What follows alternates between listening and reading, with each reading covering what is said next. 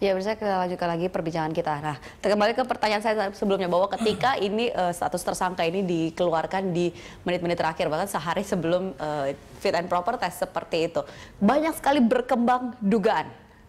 Nah, kalau dari Kompolnas melihatnya seperti apa? Ini kenapa? Kok tiba-tiba KPK mengeluarkan status tersangka terhadap Budi Gunawan? Ya, kami tadi ya dalam konteks keterkejutan itu kemudian dengan pemerintah, bersama-sama pemerintah kami membuat satu ya bagaimana kalau begini, bagaimana kalau begitu gitu. Maka kami juga mengusulkan kepada pemerintah pada waktu rapat itu bagaimana kalau Presiden segera saja menarik nama beliau sebelum fit and proper test itu diadakan. Namun ada satu keberatan bahwa itu akan membuat Presiden malu, ya kan, seperti menjilat meludah sendirilah begitu. Maka dibiarkanlah kemudian fit and proper test berlangsung, walaupun kita tahu bahwa akan timbul kompleksitas politik yang baru lagi, kan gitu. Nah, mengapa kemudian muncul ya?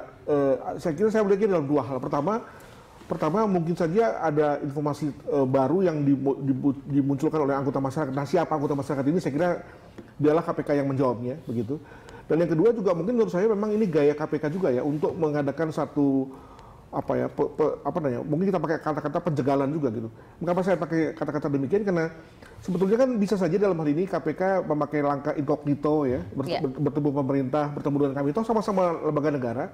Apalagi kan nama Budi Gunawan sebenarnya bukan nama yang baru keluar. Begitu. Ini sudah beredar sekian lama. Nah, tapi tampaknya KPK memakai langkah yang terbuka seperti ini yang lalu membuat pemerintah juga agak kehilangan muka. Apalagi kami terus terang seperti tadi dipertanyakan, betul-betul seperti losing face nih ya, karena tadi begitu merasa tertampar betul dengan langkah KPK ini ya. Tapi ya dianggapnya screeningnya yang dilakukan Kompolnas ini walaupun tidak... kami hanya memakai pendekatan dari apa yang kami ketahui. Ya tentu kami nggak bisa dipersalahkan terhadap hal yang kami nggak ketahui kan. Nah, untuk itu ya itulah mungkin gaya KPK yang memang dipakai dalam rangka pemberantasan korupsi gitu.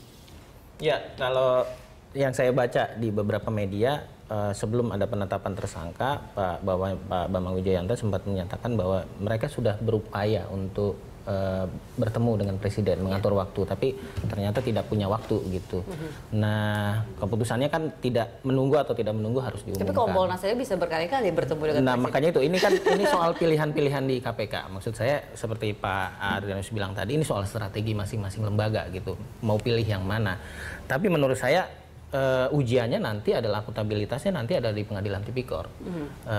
Anggaplah itu bagian dari pertanggungjawaban KPK. Kalau memang tidak memiliki bukti, pasti KPK sendiri akan malu gitu. Karena kalau kita lihat dari tren kasus-kasus yang ditangani oleh KPK semuanya kan bisa terbukti gitu di pengadilan tipikor. Makanya itu apakah ini KPK menjadi bagian sangat tidak mudah gitu ketika mereka menetapkan seseorang menjadi tersangka. Betul, karena memang dia kan tidak punya kewenangan untuk memberikan SP3, makanya akuntabilitasnya nanti di pengadilan tipikor.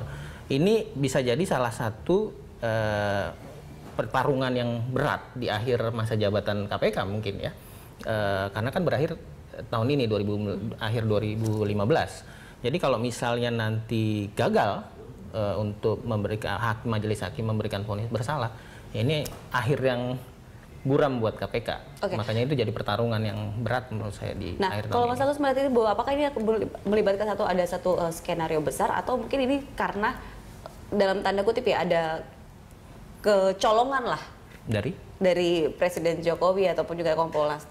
Ya, menurut saya soal kecolongan atau tidak ini kan soal pembuktian kalau menurut saya sih.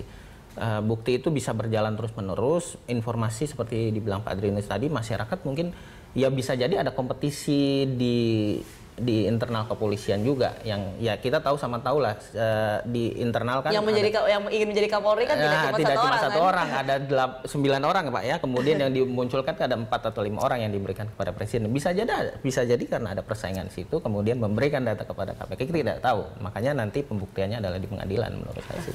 Kalau saya punya pandangan agak berbeda Mas Agus ya, karena saya kira kita tidak menganggap remeh apalagi dengan KPK dalam rangka kekuatan dia membuat satu berkas gitu ya.